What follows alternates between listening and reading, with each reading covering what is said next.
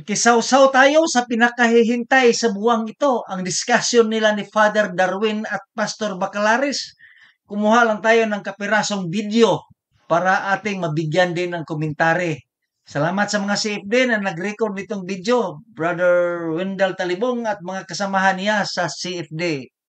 Welcome again sa ating paglalakbay tungo sa kaalaman at katotohanan dito sa Fitful Believer. Kung hindi fitful, hindi believer. Ang sarap balik-balikan itong diskusyon nila ni Father Darwin at Pastor Bacalares. Malaala mo yung high school days mo about English subject, the Carabao eats grass. Hindi pwedeng baliktarin na sabihin, the grass eats the Carabao. Dahil ang damo ang tataba. Pero tama naman ang grammar ko, di ba, mga ma'am? Alam ko kasi 75 ang grade ko sa English. Pakinggan natin itong kalmadong explanation ni Father Darwin. 12 years kasi nag-aral. Siyempre, mamon na niya itong finder at founder na isyo. Hindi lang natin pabahay ng gusto. Dictionary, the one that founds. Found is verb. It is a present tense. Found. Ang iyang past tense is founded. Iyang noun is founded. Ang term find, amo na nakakaplag. Ang term find, present tense, ang iyang past tense is ang iyang found gapon. Ang iyang noun is finder. So, ang dapat gamiton, pastor, dili founder, kundi dili finder. Dili ba? Okay. Sa imong presentation, mo na imo. Pero ang word magud nga founder, gikan sa word nga found. Ang present tense, find. Busa wala masayop ning dictionary nga akong gipakita karon lang nga ang kahulugan sa word nga founder, ingon siya diri, okay, ako mo sa pagbalik, Hindi magkamali ang dictionary, maraming editor yan. Ikaw ang sumadyang maliin. Killing the time ka, dribble ka ng dribble. Present tense ana find, meaning nakakaplag ang founder. Na diri, nabasa na ako. Sentence ana find. Kailangan na ginutom natin ito. Ang ibig sabihin, itong maliit na bagay, kailangan natin bigyan ng linaw. Kasi maraming nagsubaybay kay Pastor Bacalaris, pati ako.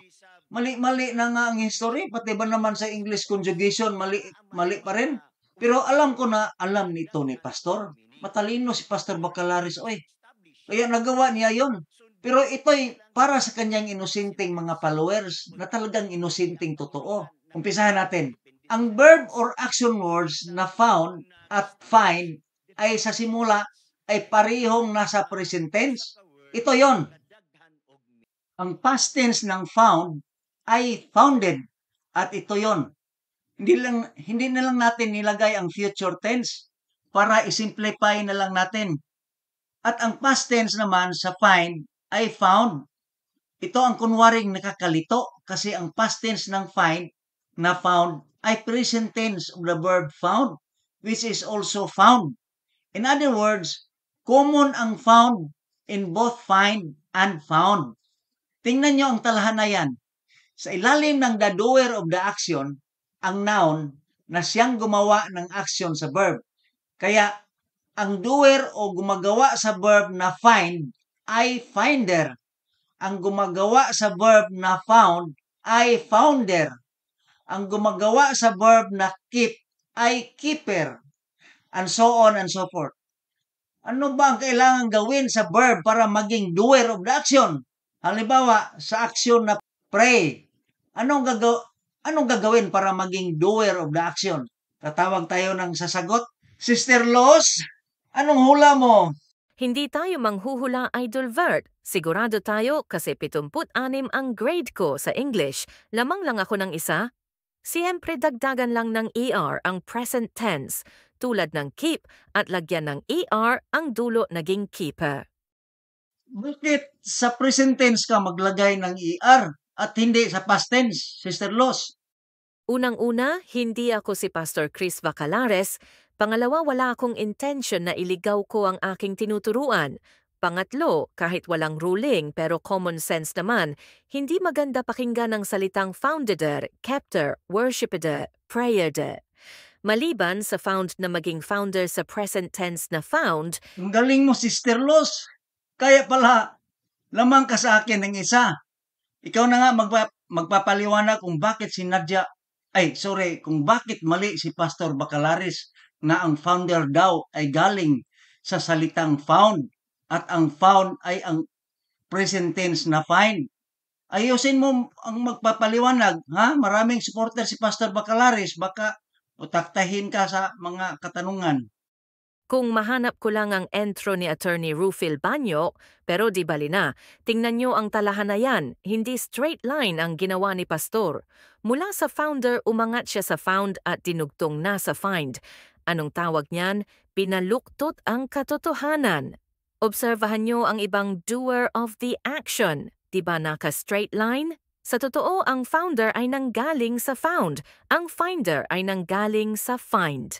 Found is verb. It is a present tense. Found. Ang iyang past tense is founded. Iyang noun is founded. Ang term find, amo na nakakaplag. Ang term find, present tense, ang iyang past tense is ang iyang found gapon. Found gapon. Ang iyang noun is finder. So, ang dapat gamiton, Pastor, dili founder, kundi dili finder. Dili ba? Okay. Sa imong presentation, mo na imo.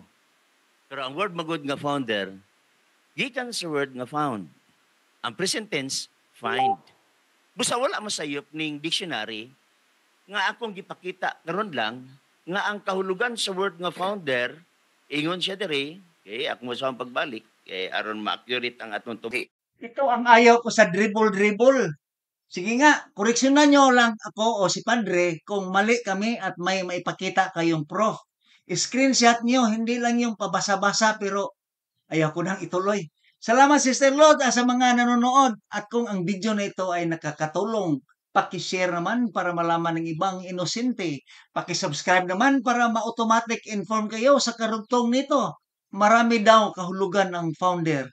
Natuwa ako. Bago ako magpaalam, ako'y mag-iwan ng isang kasabihan. Kung ang kasinungalingan nyo'y hindi tigilan, daratang araw na kayo'y ipapahiya ng iyong kagagawan. Yan ang tandaan, kaibigan. Hanggang sa muli!